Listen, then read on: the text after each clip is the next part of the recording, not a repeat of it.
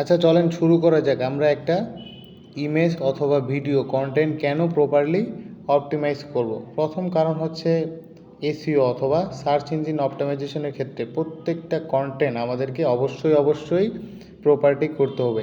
একই সাথে ব্র্যান্ডিংয়ের পরিচয়ের জন্য মনে করেন আপনার কোনো ব্র্যান্ড সম্পর্কে আপনি রিলেটেড কোনো ভিডিও দিছেন, কেউ যদি সোশ্যাল মিডিয়ায় সেই ভিডিওটা ডাউনলোড করে, একই ক্ষেত্রে ভিডিও ডাউনলোড করার পরে সে ভিডিওর নাম টাইটেল আপনি যা অ্যাড করবেন তাই মূলত অ্যাড করা থাকবে।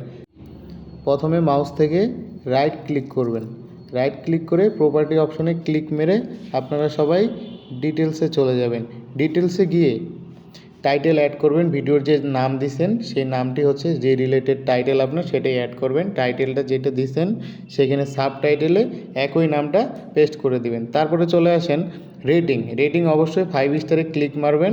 আর ট্যাগ, এখন রেটিং কেন 5 দিবেন, আপনি ভিডিও কেমন দিচ্ছেন সেটা অবশ্যই আপনার ভিডিও আপনি 5 স্টার মেরে রাখবেন। তারপরে চলেন ট্যাগ আমরা কথা বলবো, তাই না? চলেন স্যার আমরা ট্যাগ কিভাবে জেনারেট করতে পারি। হ্যাঁ, তো চলেন আমরা গুগল ব্রাউজারে চলে যাই।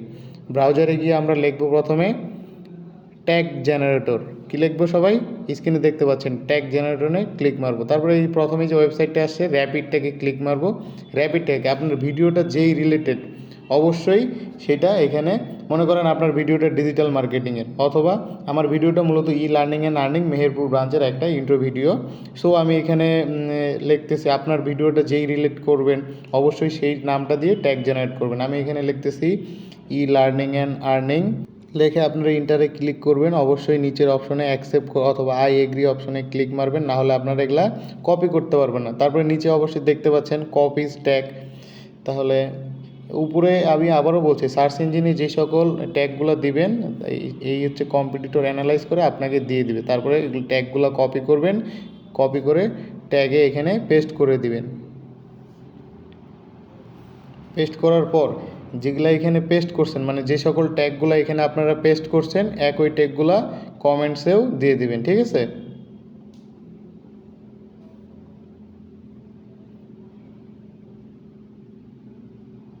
তারপরে একটু নিচের দিকে স্ক্রল করবেন। নিচের দিকে এগুলো আপাতত আপনারা বুঝবেন না, তারপরেও পরে দেখার চেষ্টা করবেন। এখন এগুলো আমরা কি করব, ট্যাগগুলো তো আমরা সব কিছু জেনারেট করছি, এটা মূলত আমরা অপটিমাইজ করছি, তাই না? এখন নিচে দেখতে পাচ্ছেন অ্যাপ্লাই ক্লিক মারবেন। ক্লিক মারার পরে ওকে দিবেন, দ্যাটস কাজ শেষ। এটা মূলত আমরা একটা, দেখছেন 1 সেকেন্ডের কাজ এটাও, ঠিক আছে? দেখাইলাম দেখে সময় লাগলো, তবে প্রপার্টি করতে মোটেও সময় লাগবে না।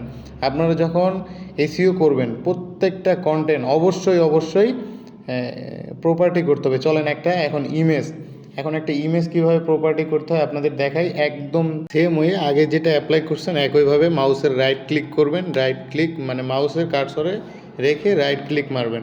রাইট ক্লিক মারার পরে দেখবেন যে প্রপার্টি অপশনটি চলে এসেছে। অবশ্যই কিন্তু রাইট ক্লিক মারতে হবে। প্রপার্টিতে ক্লিক করার পরে আপনারা দেখতেছেন একইভাবে আগে যেটা পাইছেন সেম প্রসেস, ডিটেলস পেয়ে যাবেন। ডিটেলস এগুলো A to Z কাস্টমাইজ করবেন। আমি আবারও বলছি কীভাবে কাস্টমাইজ করবেন। আপনার ভিডিওটা কন্টেন্টটা যেই রিলেটেড অবশ্যই সেই রিলেটেড ট্যাগ রাখবেন।